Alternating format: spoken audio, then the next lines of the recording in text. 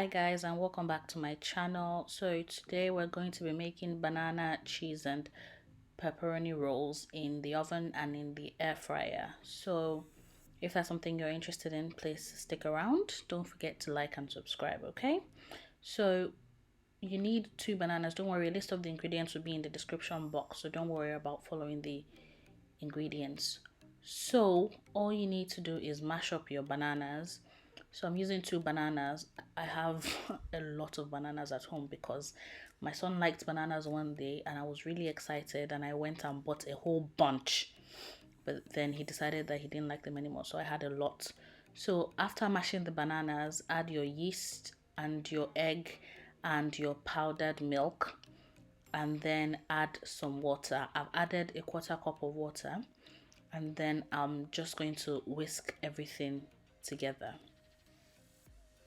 You can totally substitute powdered milk for actual milk, but I didn't have that. I only had powdered milk, so I just made do with that. So once you whisk everything together and it's kind of smooth, we're going to finish up everything in our food processor.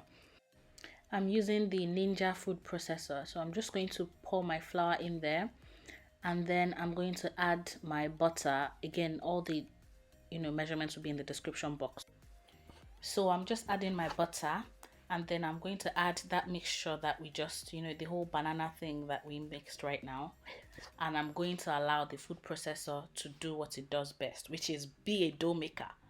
This Ninja, products are so amazing. Honestly, this food processor blender set has saved me so many times because I don't have a bread mixer, and I've recently gotten into baking bread, and this is really good for being a dough mixer because it's got the low set and the dough setting, and that will help you do your bread very well. So I needed this in this thing for about 6 minutes, and then I'm just going to pour everything out onto this floured table.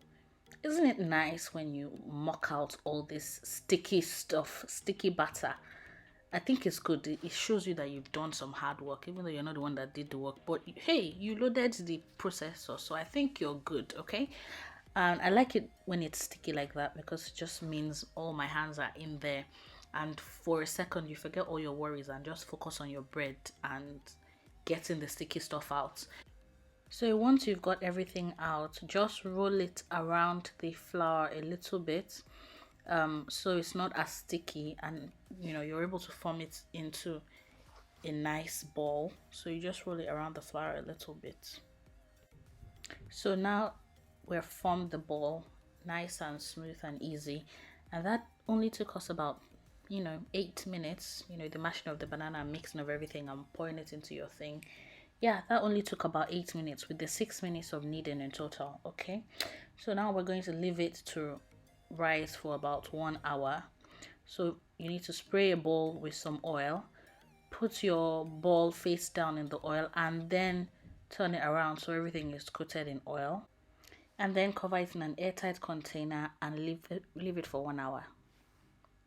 Okay, it's been 1 hour. The dough has risen. There was a little bit of an accident, okay? So don't look at how it looks. Don't look at the outward appearance. It's the inside that matters, okay?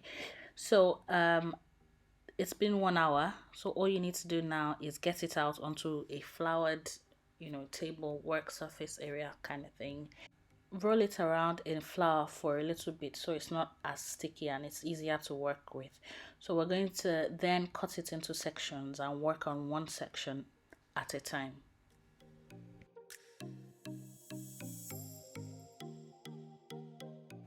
So I don't have the fancy dough cutting thing, so I'm just using a plate. You can use a plate, you can use the fancy thing if you've got it.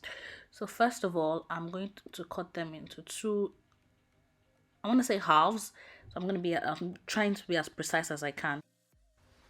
And then cut each half into 5 sections, which we are then going to divide again into halves again. So at the end of the day, you have 10 per side, making 20 in total. Okay,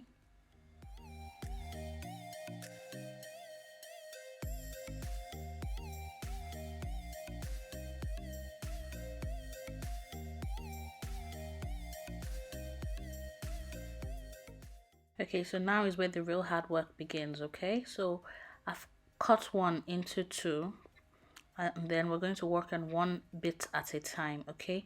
So press it as flat as you can, because you know you're stuffing the bread with pepperoni and cheese. So you do need to make it as flat as you can, and then just load it with your, with your fillings. So I'm using one pepperoni and some shredded cheese. This is mozzarella cheese because I think it's best for pizza, but if you got cheddar, then you can use cheddar as well. And then just try to fold it in as neatly as you can. It's not very easy because they're, small bits, so it's not really the easiest thing, but do, just try and roll it so that your pepperoni and cheese are fully hidden inside the balls. So that did take me a few tries. It did get easier as I went along. It was easier, but I must admit I'm not really the best shaper in the first place. So you see what I didn't even have a bread tin. I used a cake tin because I was trying to make it into like little round loaves, but you see what it ended up looking like. So this is the one for the oven, and I still did another one for the air fryer as well. So again, make it flat, really flat, and then load it with your pepperoni. You can use two pepperoni pieces or slices if you want, and more cheese if you want. But if just bear in mind that the fuller it is, the more difficult it will be to roll your dough. Okay, this would be a really good time to hit that like button and subscribe if you haven't subscribed already, and join this family. And I promise to share lots of content around food and books and vlogs. Okay, thank you.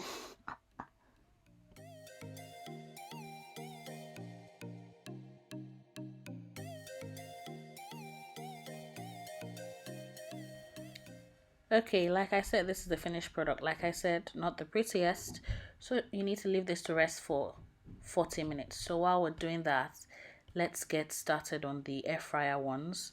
Okay, so for the air fryer ones, again, I'm using a Ninja air fryer. It's got two baskets. But I've removed the basket and I'm just going to, sorry, I meant I've removed the plates and I'm just going to spray some oil in the actual basket, and then I'll put the rolls into the basket straight away. Okay, and then I'll leave that to rise as well for 40 minutes. So I did run out of shredded cheese, and I've just put some mozzarella. No, actually, this is cheddar. I've put some cheddar. So I've put some cheddar in there, which I didn't have time to grate it. The baby was making one funny noise as if he wanted to wake up, and I didn't have the time basically. I would suggest that you grate it if you've got something, because when this was done, I don't think it melted enough. So I've put these in the air fryer. I've given them space to swell or to rise. I said to swell. And then this is the other one that we had before. I'm just going to brush it with some butter before putting it in the oven. So I brushed it with butter and I put it in the oven at 190.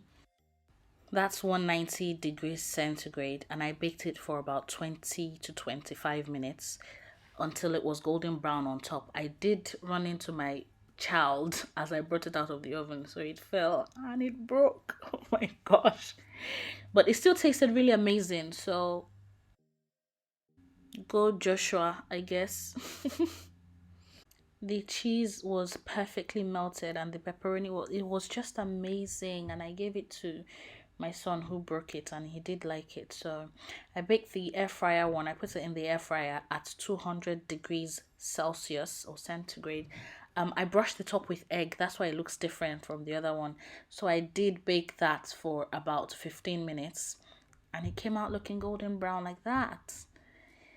Oh gosh, this was amazing. Do you prefer the one that I brushed with butter or the one that I brushed with the egg? I think the one with the egg looks glossier.